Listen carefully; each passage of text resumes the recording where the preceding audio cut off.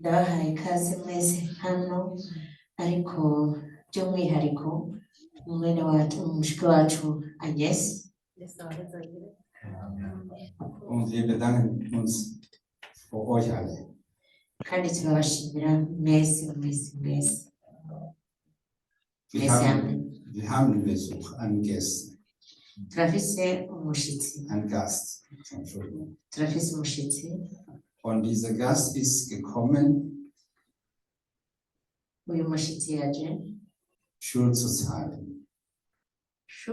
Schuld zu zahlen. umushitsi yaje kuriha ideni. Er war eingeladen. Yari yatumiwe. Und er hat vergessen. Hanyuma yaravyibagiye. Er hat die Tage so getauscht. Yarakushije umunsi, yaranyuranije umunsi. Und dann hat er gesagt, hanyuma yavuze ngo wie ich das vorher versprochen hatte, koko navyemeye imbere y'igihe, werde ich trotzdem kommen, und zwar nächsten Sonntag. Ati n'ubundi nzoza kandi uko w'Imana ukurikira ko w'Imana uza. Herzlich willkommen, Alexi. Murahawe ikaze, Alexi. Ich hole Sie gleich hier hin. Ndabahamagara mu kanya ngaha. Und wie heißen die kommen, Sergei? Und der Sergei wollte kommen. Er hatte auch selber die Tage getauscht. Er wusste nicht, dass wir früher kommen wollen. Und dann, als er da angerufen, wir waren so ein Stress. Und er hat das nicht geklappt, dass wir mit ihm gekommen sind. Aber er ist mit uns, er ist für uns jetzt hier im Hause, zu Hause. Yego mwene Sergei yari yashaka yarifuza kuhaba ariko ntibyakunze, ntiyibutse yuko tuza kuza kare, tuza gutangura kare, bituma ico gihe twari turi kwitegura ntibyadukundira ko tumutora hama, ariko ntaco n'uwo mu nzu kandi ari hagati muhira. Amen. Wir werden Alexi hier holen und er wird Sie vorstellen und sagen, woher er kommt, und wird uns für uns vorstellen. Turahamagaye turahaye ikaze Alexi aze ngaho imbere atwibwire uwo ari we.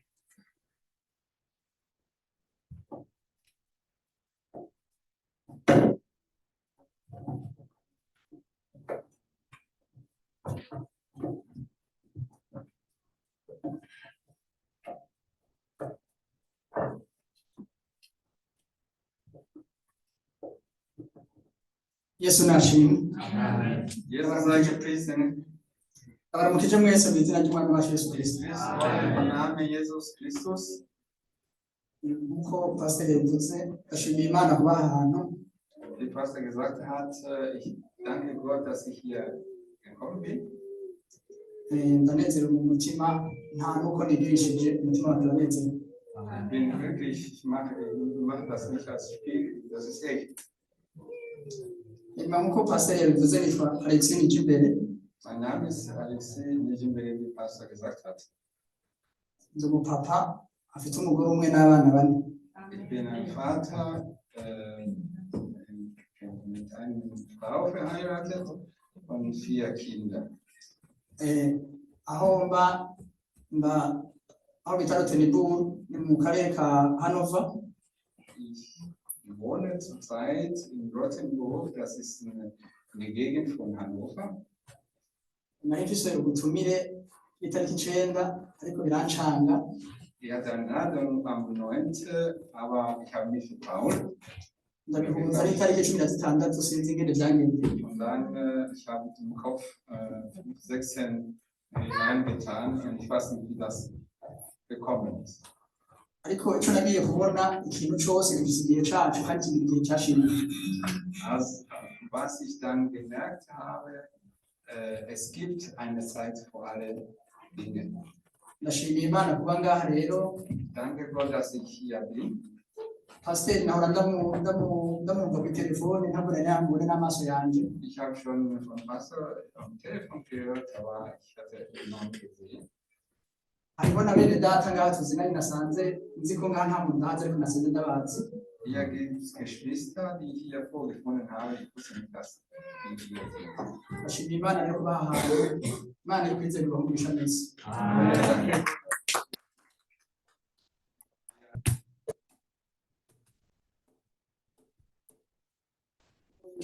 iwacu mw'ijuru nimuze nimuze tutazira umurokozi nimuze nimuze umwaka ashitseyo nibeshitse umwami bw'Imana banezerwa abandi benshi batanu nimuze nimuze tuzorobana mu muntu nimuze nimuze tuzitumiza w'ibyaha nimuze nimuze hari igitsibo tuzokwambara tuzorezeranwa n'abakikije dusangira ubwiza bwawe nimuze nimuze nimuze niwemera ngo dutahe ihane ihane Yesu twizere Yesu akubwire ihane ihane ntabura umutwaro wikoreye uremerewe reka kuruhure wimane nawe mw'ijuru ihane ihane tuzorobana mu muntu nimuze nimuze tuzitumiza w'ibyaha nimuze nimuze hari igitsibo tuzokwambara tuzonezeranwa n'ababikije dusangira ubwiza bwawe nimuze nimuze niwemera ngo dutahe ihane ihane izere Yesu izere Yesu akubwirize ihane ihane agura umutwaro wikoreye uremerewe reka kuruhure wimane nawe mw'ijuru ihane ihane agura umutwaro wikoreye uremerewe reka kuruhure wimane nawe mw'ijuru ihane ihane agura umutwaro wikoreye uremerewe reka kuruhure wimane nawe mw'ijuru ihane ihane.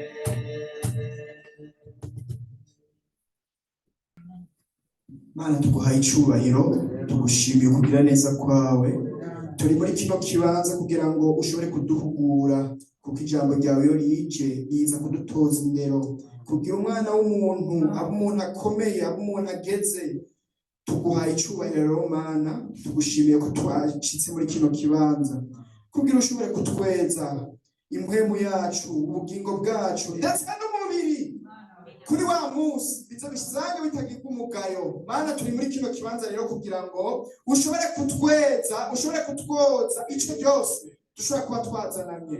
Habwa icubahiro Mana, tukweretse umukozi wawe, umushoboze birenze ivyo yateguye, kuko ijambo ryawe riravuga ngo dushobozwa byose na Kristo aduha inkomezi. Turamuguhereje Mwami, yagendagenze ibirometero amasaha n'amasaha kugira ngo aze kugukorera. Ndasenze rero Mana kugira ngo umusige amavuta, kugira ngo Mana ugaze kuba ariko arafasha ishengero nawe ave ngaho afashijwe mu izina rya Yesu Kristo. Turamukweretse Mana, umushoboze, umugirire neza, ibyo ataza kuvuga ubidukominike mu mitima yacu, kuko ari wowe ushobora kuvugana n'ubugingo bwacu bukavugana n'impwemu zacu. Habwa icubahiro iteka ryose mu izina rya Yesu, amen. munyemerere nanjye siko Mwami wacu Yesu Kristo, Jesus Christus, izina ryawe niryubahwe mu ijuru, dein Name soll gepriesen kandi ubwami bwawe nibutse. werden. Ibyo ushaka nibibe muri aha hantu turi Deine Wille, nk'uko biba mu ijuru. wie das geschieht. Turagushimiye Wir danken dir, kuko wakunze Kristo Yesu ukamutanga ngo apfire twebwe indushi. Muri iri nzira yavuze ngo twari indushi, wir ariko waren watanze Yesu mühselig, ngo nduhe turuhuke. aber du hast Jesus gegeben. Turagushimiye wa buntu bwa serivisi Rome Saido, ubuntu butwikira ibyaha twakoze. Dass deine Gnade über unsere Sünde beherrscht. Ngomvye kuvuga iki kintu Mana, Ich möchte was sagen. ahantu mpagaze abantu benshi barahapfiriye. Da, wo ich stehe, viele Leute sind gestorben. Nasomye ijambo ryawe ryambwiye ngo umuhereza agiye ahera. Ich habe ja dein Wort gelesen und da ist das der Priester, wenn in den heiligen Platz ging, Ngo bamushira ku kiziriko, man hat ihm eine Draht drauf gehängt. ico kiziriko ngo barakinyiganza kugira ngo bumve ko akiri muzima. Man hat dann diese Draht berührt, um zu fühlen, ob er noch am Leben. Ndasenze Imana rero Ich bete Gott an, tugirire neza uyu mugoroba. tu uns Gutes, Mpemu wawe yera akorane natwe. dass dein Heiliger Geist, Mana ndakwinginze ubaha ahantu, ich bitte, dass du präsent hier in diesem Platz bist. ndagomba ngo umuntu wese agendererwe nawe Mana. Ich möchte, dass jeder von dir besucht wird. Muri iri nzira yavuze ngo ibyanje ntibigire ico bimaze.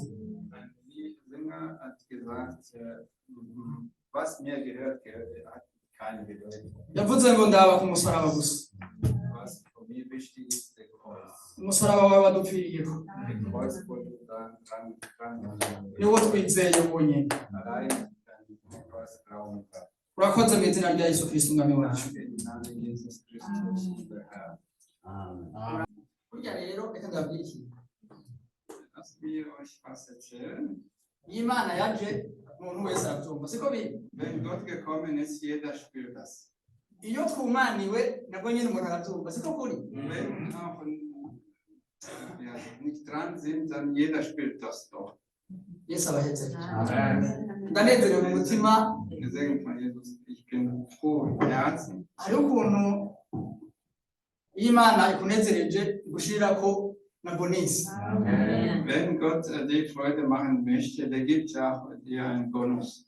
Kuba ntabaye ngaha ko Imana urenganye, Die Tatsache, dass ich ja hier am Sonntag nicht da war, Imana yari izi izo mpano na bonisi. dann Gott wusste, dass ich einen Bonus kriege. Umutima wanje wumvise kugira neza ku Imana. Mein Herz hat die Gnade Gottes gespürt. Hanyuma rero dusome ijambo Wir lesen das Wort. rifise intego y'ijambo ivuga ngo igihe woza ngaho hawe iki. Dieses Wort sagt, wenn du gekommen bist, was hast du bekommen, als du hierhin kamst. Ubu nka paseri cyangwa umurongozi yoduha umwanya umuntu wese avuga kugira neza ko Imana yabonye umwanya mu mazaha. Sollte unser Pastor geben die Möglichkeit, zu sagen, was die Gnade Gottes, die wir hier in diesem Platz erlebt haben, umwe wese yovuga ko Imana yayibonye. Jeder wird sagen, wie er Gott erlebt hat. Uko wayibonye uwo kuvuga kandi tukavanga n'icyo rikahera uriko uravuga ko Imana wayibonye. Du kannst das erzählen und in die Nacht über und wir werden hier nicht weg. Naje ndahamaze umwanya utarenga amasaha abiri uko Imana yayibonye no kuvuga ntitwovanga hatorara. Yesu nashimye. Ich selbst, ich bin hier nicht mehr als 2 Stunden, aber sollte ich sagen, wie ich Gott gesehen habe, in diesem Platz, dann werden wir nicht zu Ende kommen. Ngomba dusome ijambo riri mu gitabo cy'ibyakozwe n'intumwa. Wir lesen das Wort in der Apostelgeschichte, Igice cya 19 turahera. 19. Vers 19. Ibyakozwe n'intumwa igice cya 19 umurongo wa mbere. Erste Vers. Aravuga ngo abigishwa ba Yohana Umubatizi. Die Jünger von Johannes die Täufer.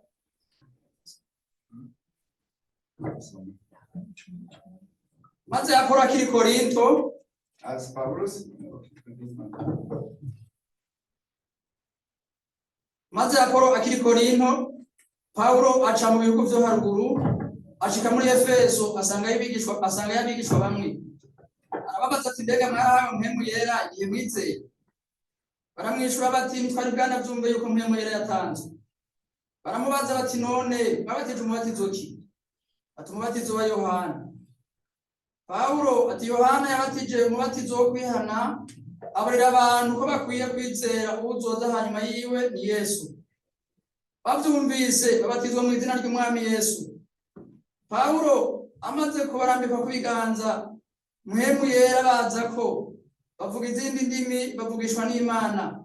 Abo bose bari abagabo 12. Imana iduhana umugisha.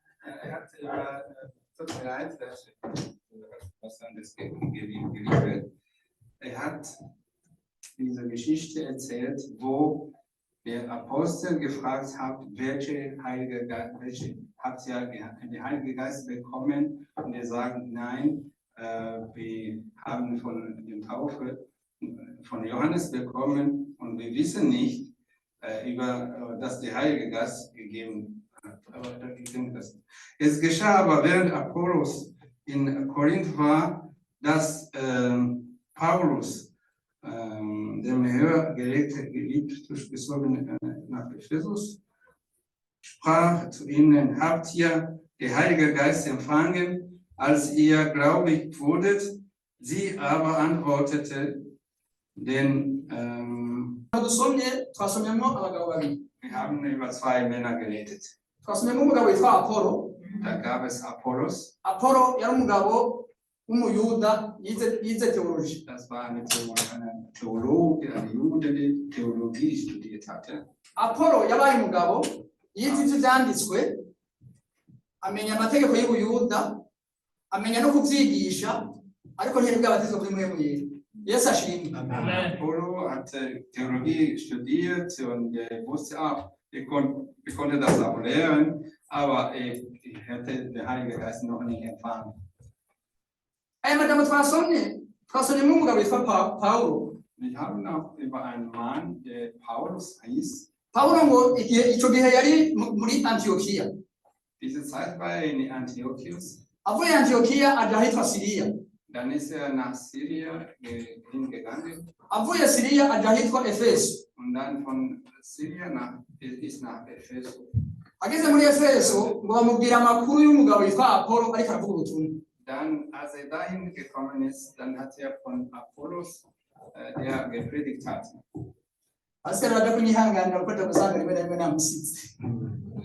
Der Pastor wird mir entschuldigen, manchmal geht es schnell. Apollo yakomeje kuvuga ubutumwa. Apollos ist weiter das Evangelium weiter. Avuga ubutumwa ababwira ibya Yesu Kristo ariko atarabatizwa muri mpemu yera. Er hat die gute Nachricht weitergegeben über Jesus Christus, aber er hatte den Heiligen Geist noch nicht. Hanyuma Paulo ngo avuye muri Efeso ariko aja i Kaisariya amaze kumenya aya makuru ya Apollo. Nachdem Paulus über Apollos gehört hatte, ngo Bibiliya yavuze ngo Pawulo yaciye mu bihugu byo haruguru. Die Bibel sagt, dass Paulus ist durch die Länder, nordische Länder hingegangen ist. Asanga ahantu hari ishengero rikoranye bariko baravuga ngo turashimiye Kristo ko yagiye ku musaraba kugira ngo ubugingo bwacu bukire. Und er ist an eine Platz gekommen, wo eine Kirche, wo sie am Sagen, wir danken Jesus Christus, dass er für uns auf dem Kreuz gestorben ist. Ariko abo bantu hari ikintu kimwe batari bwabo. Aber diese Menschen, denen fehlten etwas. Ntibari bwahabwe umubatizo wa mpwemu yera. Die hatten noch nicht die Taufe, die Heilige Geist bekommen. Pawulo araba ukwizera abo bantu bari bafise. Paulus hatte geguckt, wie sie geglaubt hatten. Ababonamo no guca bugufi. Und dann hat er gesehen, wie sie demutig waren. Ababonamo no kubaha Imana. Wie sie Gott fürchtig waren. Ababonamo gukomereza urugendo ruja mu ijuru. Und da hat er gesehen, indem wie sie wollten weiter den Weg Gottes folgen. Ababonamo gutanga imperezwa. Da hat er gesehen, Canke ibya cumi. wie sie Opfer gegeben hatten. Ababaza ikibazo gikomeye arabaza ngo mbega none ko ibyo byose mubikora mwarahawe mpwemu yera.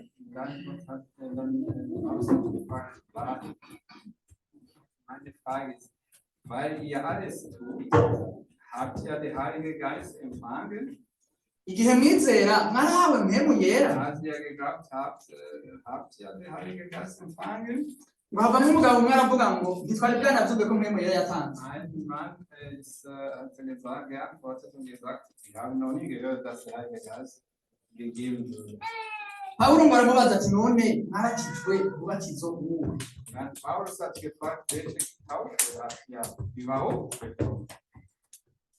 Aya majambo nakomeje kuyiyumvira noneho nsoma mu gitabo ca Yoweli igice ca kabiri mirongo ya 28. Ich habe ja über diese Worte nachgedacht und später habe ich im Buch Joel gelesen, Vers 2, ja, 28. Mpwemu yera yari yasezeranywe kera cyane. Der Heilige Geist war versprochen, verheißen, schon lange her. Yari yarababwiye ngo mpwemu yera niyo bazako abahungu banyu n'abakobwa banyu bazovugishwa.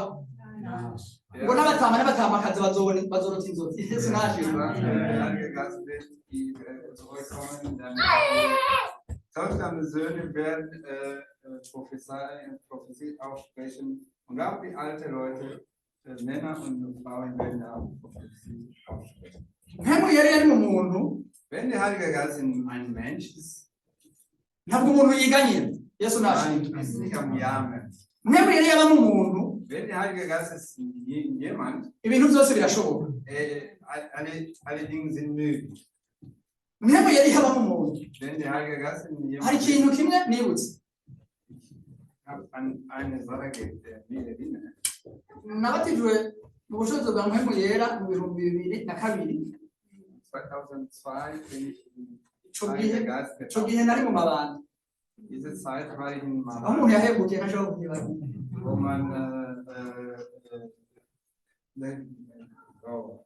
zum Singen bekommen hat, kann man nicht vergessen. Ico gihe hari mu ntambara ikomeye cyane. Da gab es einen Krieg, einen sehr starken Krieg. Hanyuma ahantu narindi ndavyibukijwe n'aya majambo ndiko ndavuga ubushobozi bwa mpwemu yera. Kutunga mpwemu yera uretse umugisha uzobona, uretse kugira neza ko Imana uzobona, uretse kwizigira ibitaraba ukabirema donc ibintu bitari ukabikurura mu bwenge mu buryo bw'impwemu ukabikurura ukabizana mu buryo bw'ibiriho kandi bitahari. Da wo ich war, außer dass man im Geist Sachen ziehen, die nicht gibt, wollen diese Sache von unsichtbar und du bringst die Sachen in die Realität. Hanyuma mu ijoro numva umuntu ambwira ngo zuka uje gusenga. Und dann habe ich in der Nacht gehört, eine Stimme gehört, die mir gesagt hat, steh auf, geh und bete. Ahantu nashobora kuva kugira ngo uje gusenga byasaba yuko ninasohoka ntajaye ntashobora kugaruka mu garuke n'iki ko hari mu ntambara nawe babwiye. Da wo ich hingehen sollte zum Beten, es war unmöglich, dass ich zurückkomme, mit diesem Weg. Weil wir waren Krieg. ngiye aho hantu gusenga narafukamye nk'uko bisanzwe Als ich Bravo, gekommen bin, dann bin ich gekniet numva ndiko ndasenga mu bintu nanjye numva und dann habe ich angefangen. ikintu kije nk'igishitsi kiba ari igishitsi nyene Frage, wo ich das nicht ntaco wumva Ich habe nichts verstanden.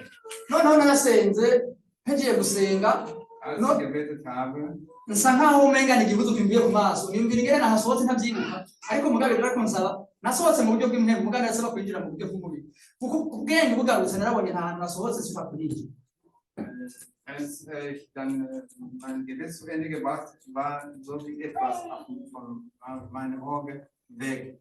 ariko ugera ahantu ugatangura kuririmba ngo akira ubugingo bwanjye mwami n'ubwawe yesu kandi ku bw'ubuntu bwawe ntibisobanura Dann kam ukayishikiriza utarayishikira man kam an eine Situation, wo er betet, ja, nimm alles von mir, auch mein Leben. Und du gibst dein Leben zu Gott, bevor du zu ihm kommst. uko bisanzwe naragarutse imana iramfukiranyegeza ndaca abantu mu musoda yariko arakorera ntiyandasa kandi mu amategeko yavuga ngo nubona umuntu yinjiye uko abaje kumeze kose umurasate Als dann Gott hat mich geschützt, ich bin vorbei, näher von einem Soldat, der eigentlich diese Recht hatte, auf mich zu schießen, aber er hat das nicht gemacht, weil das Gesetz macht. uko nabaye ico gihe nabaye nka Samweli igihe Samweli imana yamuhamagara imana yabwira Samweli ngo Samweli bagita bati Sabe Diese Zeit bin ich wie Samuel gewesen, weil Gott hat zu Samuel gerufen und Samuel hat immer gesagt, ja, ich bin da. Samweli ngo yaragenda akabwira yera ati nditavye mbwira ati je sinigeze muhamagara Und Samuel ist immer zu Eli gegangen und gesagt, ja, ich bin ja da. ico gihe narashitse ndaryama noneho ndyamye numva umuntu asubira arambwira ngo subira uvyuke ugende gusenga Dann ich bin in mein Bett so gekommen und als sie da hingelegt haben, dann habe ich wieder diese Stimme gehört, ich soll zum Beten. nyuma nagiye gatatu bukeye ngenda gusenga ahantu mu ishenga twasengeramwo ahantu bita mu mabanda ahantu bita ikije ndazi bamwe hano barahazi Ich bin dreimal hingegangen und danach bin ich in einer Gemeinde in Fiji, das ist in einem Ort in der Nähe von Uganda. Vielleicht einige von euch kennen diese Ort. mwese igihe mwahabwa mwemwe yambara bizi ngine byabagenje narahagutse gusenga noneho nsenga ndasenga biranga ko mvuga mu izina rya Yesu Kristo amen nguma muri izo ndimi nyene ndavuga umumama umwe arampamagara arambwira ati mon frère Alexis ivy'impemu babitwara bukebuke akariyo gake gake umuvuduko ugabanye s'il vous plaît tugomba kuvuga Und ich habe dann angefangen zu beten und ich bin nicht zu Ende gekommen. Und dann eine Schwester hat mir gerufen und gesagt, mein Bruder Alexis, was dem Heiligen Geist gehört, da musst du so vorsichtig mit umgehen. umuntu afise abamwe ubushobozi bwa mpemu yera arumvira ko kuri Wer der Heilige Geist hat in ihm, der muss gehorsam sein. naramubwiye nti noneho ngaho ndera nk'umwana wabyaye mu buryo bw'impemu kandi nzokumvira ngira ikintu muri jewe kitwa kumvira mpanuye ikintu rimwe tugenda nkanasubire Dann habe ich gesagt, ja, erziehe mich, weil ich kenne mich und ich habe meine Gewohnheit, gehorsam zu werden, zu sein. Wenn du mir was sagst einmal, dann die gehörsche dieses bis am Ende. Pawulo rero ababwira ngo mwarabatijwe umubatizo wa mpemu yera igihe mwizeye Paulus hat dann die Frage gestellt, seid ihr getauft im Heiligen Geist? baramubwira bati ntitwari bwanavyumva Dann haben sie gesagt, wir haben davon noch nichts gehört. ariko bakora ikintu ciza canezereye umutima wanje Dann haben sie aber was Schönes gemacht. baramubwira ngo namwe ivyo vyarabaye noneho dusengere tuhabwe umubatizo wa mpemu yera Dann haben sie gesagt, wenn das so geschehen ist, dann bete für uns, damit wir auch das bekommen. ngo Pawulo amaze kubasengera batangura kuvugishwa mu ndimi Also Paulus angefangen zu beten, die haben angefangen auch im Züngel zu beten. bamwe ngo baravuga bati twari twarahombye we mbega ukuntu mpemu yera aryoshe Und einige von denen haben gesagt, ja, wir hatten was verpasst. Oh, wie schön ist das, der Heilige Geist zu haben. ngo batangura kumva ibintu bihindutse batangura guhamagara imana nk'iri hafi yabo Yesu nashimye Sie haben angefangen zu sehen, dass die Sache, die Sache hat sie geendet und wir haben mit Gott geredet, als er in der Nähe von denen war. igihe bahabwa mpemu yera ngo bari nk'abantu 10 ngo bari abagabo nka 12 Die waren etwa 12 Menschen. umwe agatangura akavugishwa undi tuzagushimiye Imana twari twarahombye we Apolo Apolo yadutwaye umwanya yatwigishije ibyanditswe ariko ntiyigeze atubwira icitwa umubatizo wa mpemu yera Eine gesagt, ja, wir hatten fast verpasst, oh Apollos, du hast immer das Wort Gottes, aber du hast immer nicht über den Heiligen Geist gesprochen. aya majambo Paulo Diese Worte, Paulus, suka kare yarumvise aya makuru yuko Apolo ariko arigisha i Korinto Paulus hat schon bereits gehört, dass Apollo war am Lehren in Korinth. Paulo agenza ahantu turi yagomba kumenya amakuru ariko arabera Dortmund Wenn Paulus in solchen Ort wie hier angekommen ist, er wollte wissen, was los in Dortmund zum Beispiel. Paulo ari Berlin yaragomba kumenya amakuru ariko arabera Hannover Wenn in Berlin gegangen ist, der wollte wissen, was da in Hannover los war. ubu nk'ubu nanjye najya ngahane nagera hariya nzobwira abantu naragiye ahantu Imana irahaba nararyoheye umutima wanjye uranezerwa Und wenn ich dann zurück werde, dann werde ich sagen, ich war an einem Platz und ich habe gesehen, dass Gott gibt es. arababwira ngo icoba ciza iruhande y'ibi Apolo yabigishije nuko mwambara imbaraga Imana itanga kugira ngo mushobore kunesha biriko birabera ngaho i Korinto nuko mwambara ubushobozi Imana itanga kugira ngo Imana ibagende nusenga ukuri ibintu mu byageze ukuri ibintu muri siyansi ubizane mu buryo bw'imwere hamusengere mu bushobozi Imana itanga Dann hat er gesagt, was für euch gut wäre, am besten wäre, dass das ja die ankleidete Kraft Gottes. Damit, wenn ihr betet, dann kommt Sachen, die versteckt sind, in der Realität. ikintu kizogira ico kitumariye kizotubuza kugira depression nk'uko abandi bose bayigize Was uns hindern wird, Depression zu haben, wie alle anderen, wenn das bekommen haben, ikintu kizodutunga ngaha muri ibi bihugu canke muri ibi bisagara turimo kizotuma Imana ikorana natwe ikagendana natwe nuko twambara ubushobozi Imana itanga umuntu nasenga ntiyigirisha nasenga ntatumve yuko ashobora gusenga kubera pasiteri hari igihe reka ndababwira hari igihe umuntu amenyera ivy'Imana akabimenyera none hakabisanga yabigize nk'uko mega nitegeko manchmal gewöhnt jemand an die Aktivitäten. Oder macht das wie ein Gesetz.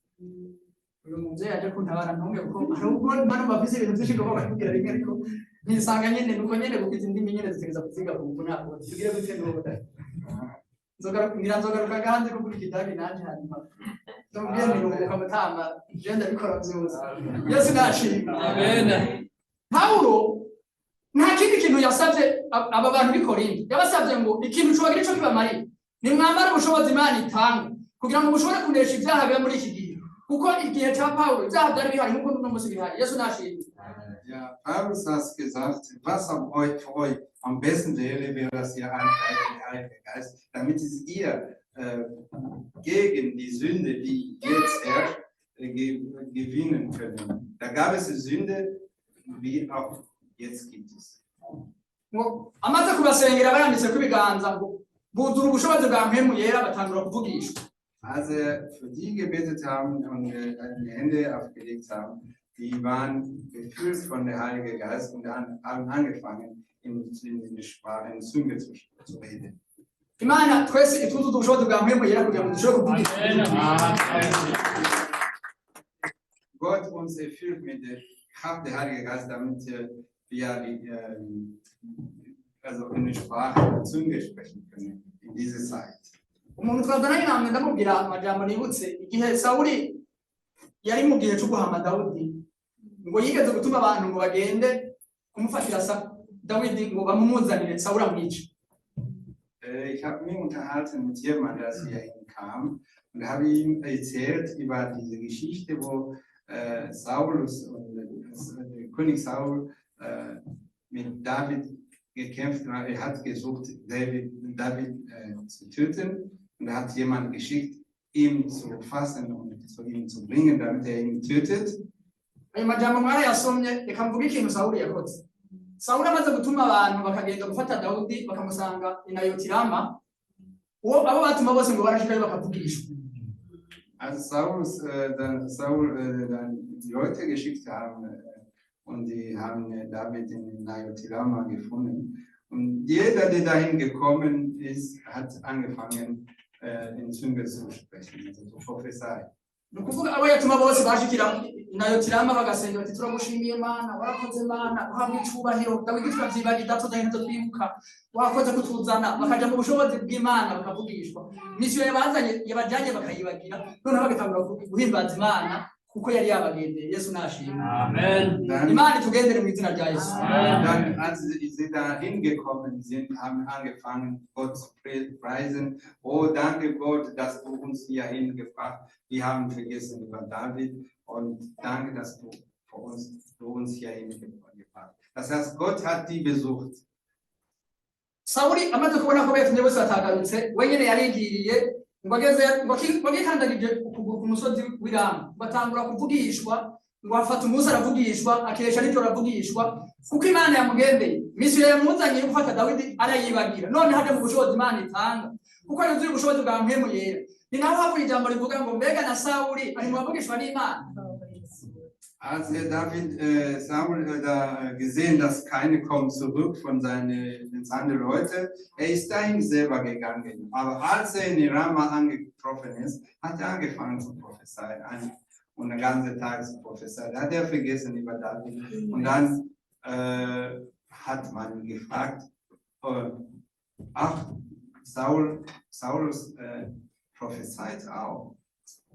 Ntaco bitwaye uko umeze kose n'ukuri muri izo nkomezi zawe cyangwa muri izo ntege nke zawe, nta Imana itoka umuntu nta nayo itomugeze. Aho nyene uribwira Imana ngo Mana, ndagomba ubushobozi bwa mpemu yera bw'uruko uhereye none, kuko ni ubushobozi bw'Imana bwamanuka. Naho uzoba uri muri tire uzovuga nk'uvugishwa n'Imana. Mari tire byabaye, mari uko umeze ntaco bitwaye. Imana igomba ko umuntu ahagarara neza mu ijambo ryayo, hanyuma ikamukoresha nk'umufari. Ja, es macht nichts. Fang das, wo du bist. Wenn du dann, wenn Gott dich besucht wird, du wirst auch prophezeien und Gott kümmert nicht um sowas, der ist interessiert, die zu gebrauchen, wie du bist. Iyo turiko turagenda nk'ubuje nk'undi nko muri tire, murabona yuko muri tire twese twambara amekutere, n'utazifise nyene yigira muri telefone, siko kuri. Wenn wir reisen sind im Zug, wir haben alle Kopfhörer oder am Handy. Ja. Hari ikintu cyadushikiye umukozi w'Imana azokibabwira ati niwe ndakivuga. Ariko nabonye kugira neza kw'Imana, nabonye imbabazi z'Imana, nabonye kugira neza kw'Imana. Hari igihe umuntu agira ahantu akikengera akabona umenga ntibishoboka. Ariko Imana ntizogusaba icyo itaguhaye. Yesu nashimye. Yabwiye Gideyoni ngo haguruka ugende kwita nkomezi zawe ndabizi uko umeze, ndabizi ko udasenze ukaryama udasenze, ndabizi yuko niyo ugiye mu kazi udasenga. Reka mbabwire ikintu nuko pasiteri Ja, wir haben was erlebt im Zug mit dem Gottesdiener, aber darüber erzähle ich nichts. Ich würde euch sagen, Gott weiß, dass du nicht gehorsam bist, du isst ohne zu beten, du machst viele Fehler. Ja. Ndiko mvuga ubushobozi bwa mpemu yera no kumugira no kumugendana, bizogutunga, bizokuzigama, bizogushibamira, bizokunezereza, bizogutungira umuryango, bizogutungira ikintu cyose kiba muri wowe, bizogutunga kuko mpemu yera aba mu ngo atwinginga kwikundiriza Imana ishimwe. Kandi umuntu abikundiriza der Heilige Geist hast, dann Gott wird dir alles geben. Der wird auf deine Anliegen aufpassen und sie kümmern. Und wenn du den Heiligen Geist hast, dann Gott wird dich so verwöhnen, sozusagen. Igihe natangura gukora akazi muri iki gihugu, ninjiye mu Ruganda. Als ich hier angefangen zu arbeiten, ich bin in eine Firma reingekommen. Hanyuma bampaye station nkorerako, narahagaze ndibaza nti none ndahumiriza niyo manager asanga mumirije arambaza ko ibintu mubiki noneho ndavuga nti mana kandi naratinze nyine umutima menshi kuri station ndaba hirya ya screen ndavuga ngo mana uru ruganda ninjiye muzonzigama uzontabare nzo umuco muri uru ruganda ndavuga ngo imbabazi zawe no kugira neza kwawe kuzoshiramira ubugingo bwanjye iminsi yose nzobaha. Amen. Yes, angefangen zu arbeiten. Ich wollte beten und dann hat sie gefragt, wenn ich die Augen zumache und der Chef sieht mich, das wird so. Aber ich habe ja trotzdem so gemacht, die Augen zugemacht und auch gebetet und habe gesagt, lass, dass deine Gnade auf mich kommt, die ganze Zeit, wo ich hier bleiben werde. ndayibwira ndayibutsa ngo hahandi Imana warabanye nanje hahandi waranzigana hahandi Imana niwe wahabaye nahamwe nagira mfire niwe wahambuye nahamwe ndaragira inyishire niwe wabanye na ndayibutsa uwaga bitari sanzwe bizi ariko numva muri jewe mu mutima mpuye kuyibutsa byari byose uko yabanye nanje muri ya misi yashitse abari kizobana n'ubu. Amen. Yesu nashi. Dann hat Gott erinnert, ja, da warst du mit mir, als ich verhungert habe, als ich beinahe gestorben bin, bist du da. Und Gott wusste das auch, natürlich, aber ich habe das alles ihm erinnert. Paulo ariko arabwira ishengero ry'i Korinto cyangwa ariko arabwira abantu yarasanze Korinto kuko Apolo ababwira ibyanditswe ntabwo yigeze abigisha aya majambo yo kuza kwa mpemu yera. Icyo ngombye kuvuga si uko mutabatijwe mu bushobozi bwa mpemu yera, ariko ngombye kubibutsa ngo aho umuntu yakiriye aho kwakundi nyene byakugendeye cyagiye mpemu yera kuzamo ubundi ni ikintu nasanze nta muntu n'umwe adafise ubushobozi bwa mpemu yera yarabatijwe mu mazi menshi yarasengewe kandi ko biganza by'abatama bacu.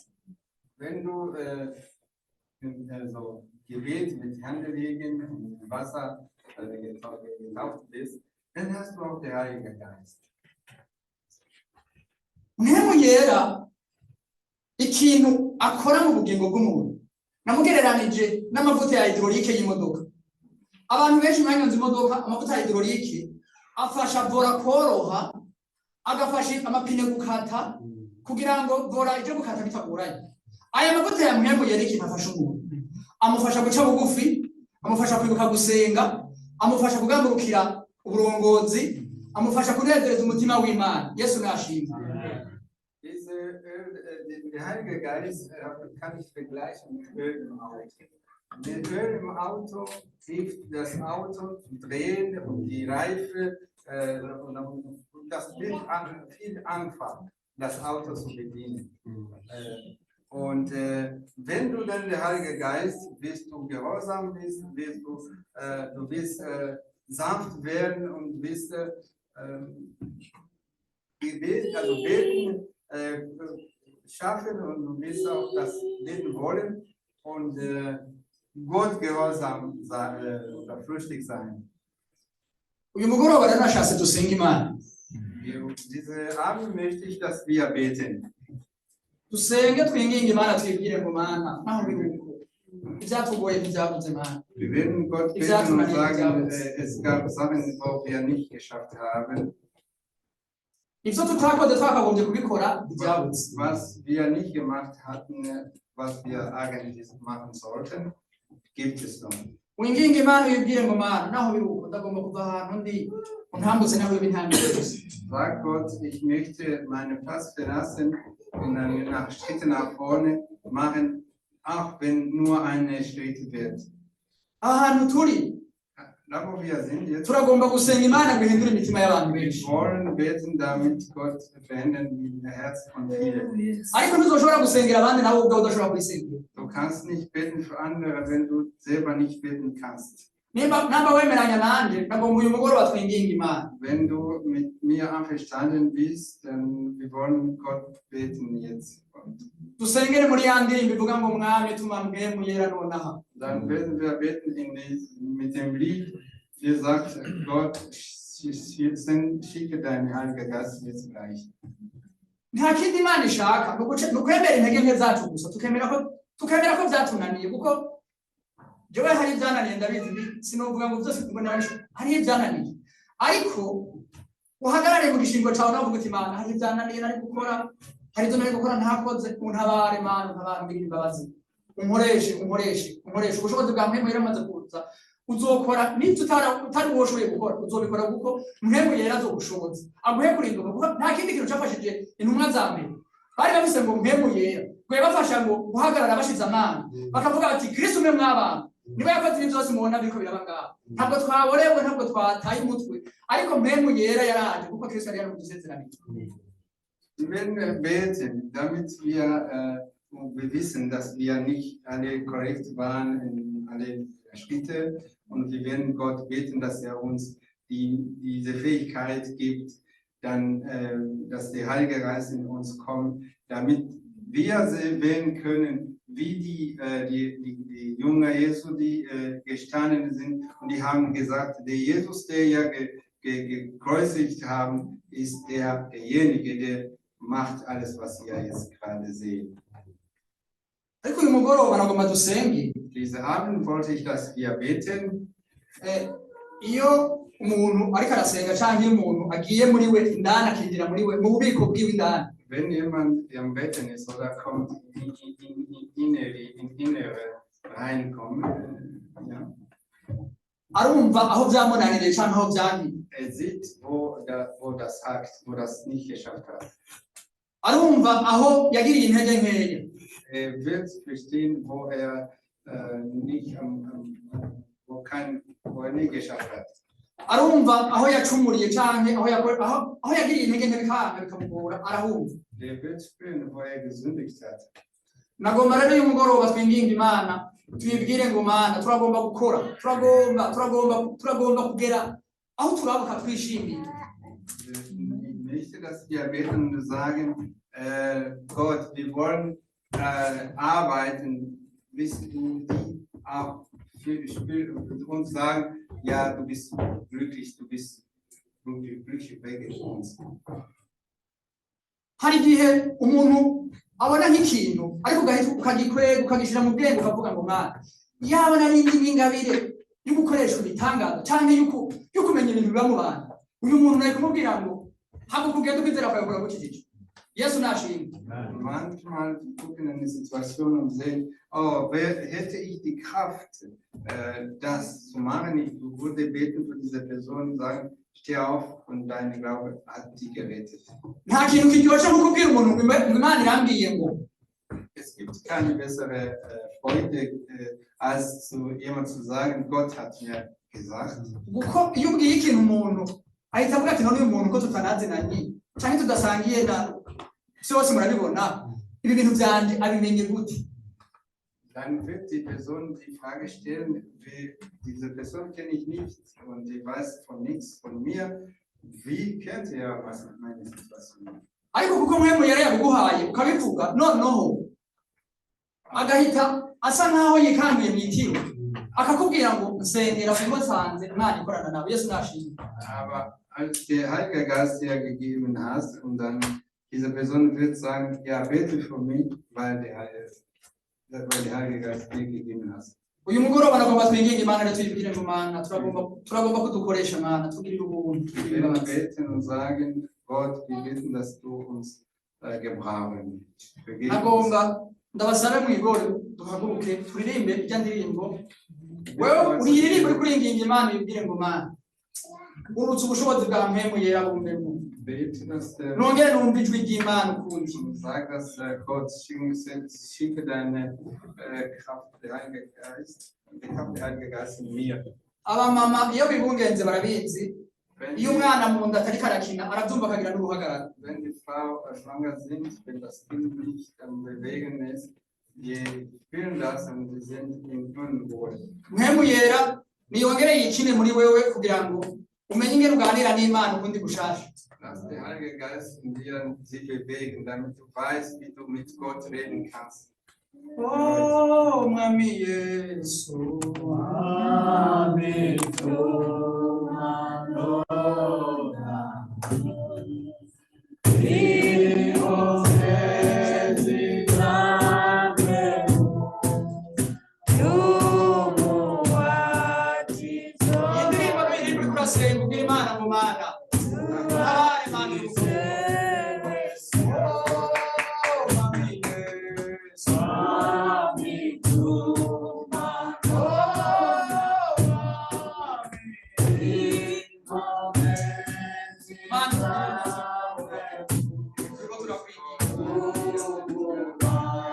ubushobozi bwa mwebwe yari ku mugoroba mana ishengero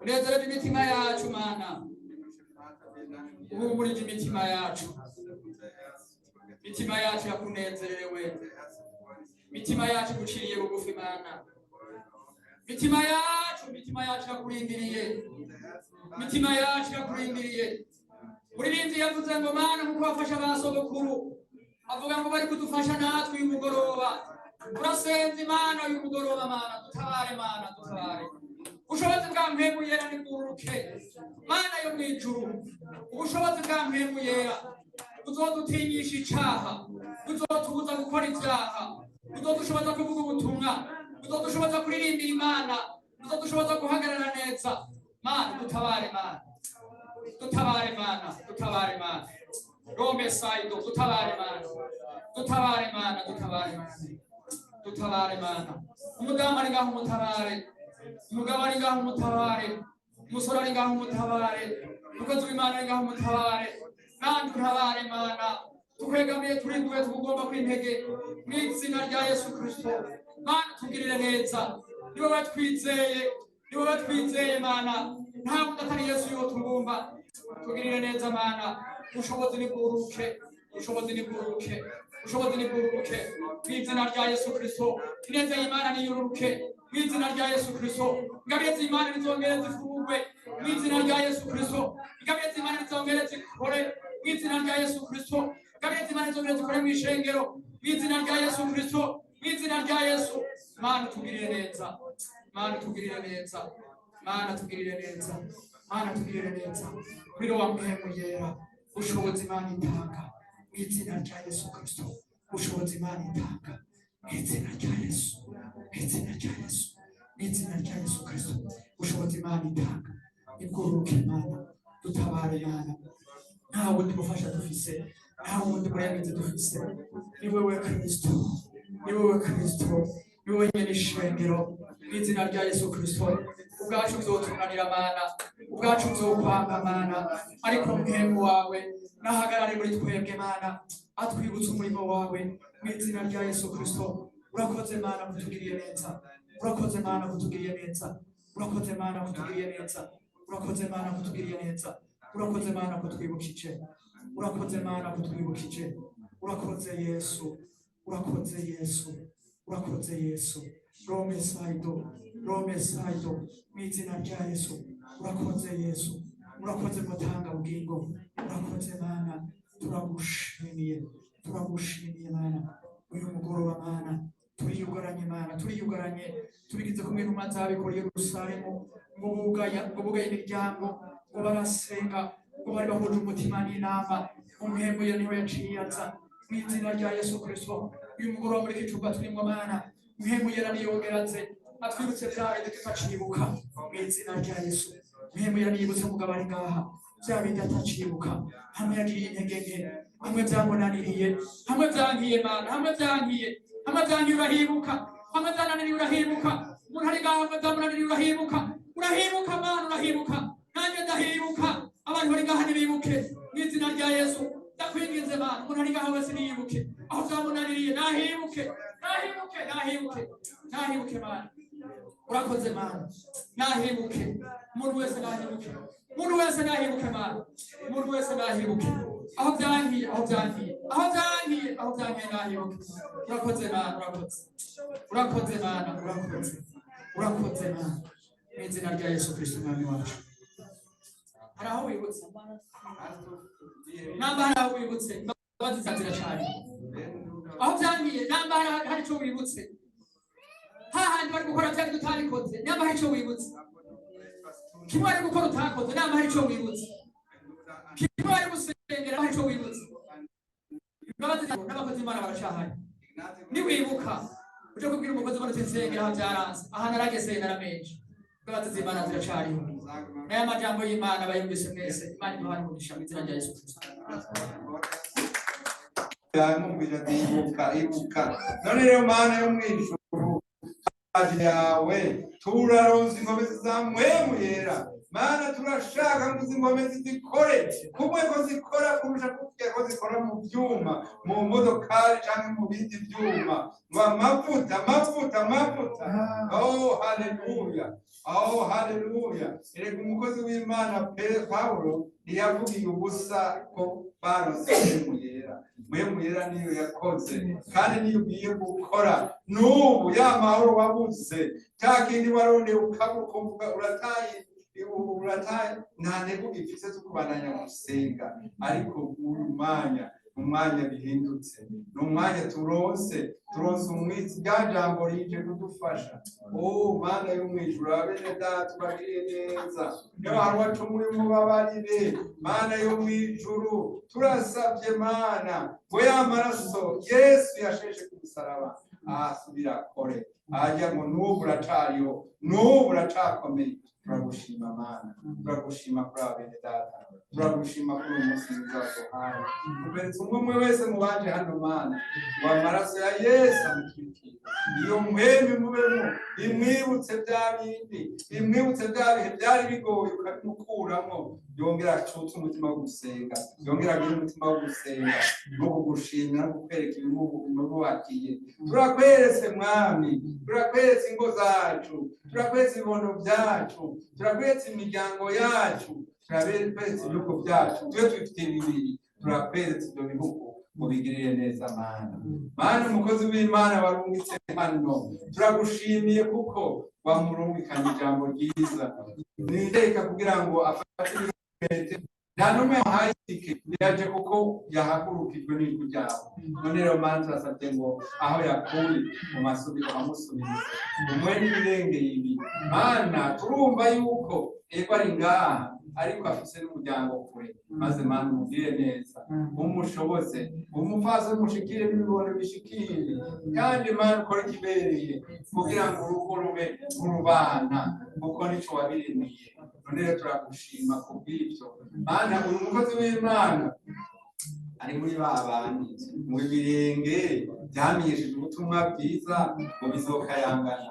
None rero Mana, reka naho aracaziriwe, yavuze ati ururimi ruranziriye Mana, ariko n'ubu Mana umugurira inzira agende Mana, aho uzodura mutuma kugira ngo Mana iyi mbuto wamushizemo Mana yo mwijuru, kuwo mubatizo wamuhaye twese tumenye ikije, kuko ntisi benshi bazi ikije, ariko tubimenye ko rero icyo yakoze muri we, maze benshi bazabirate ko hari ikintu wakoreye Alexis mu gihe cya kera, kandi turaco turiko kuratwara. None rero ishimwe n'icyubahiro n'ibyawe mu izina ry'Umwana wacu Yesu Kristo twizeye.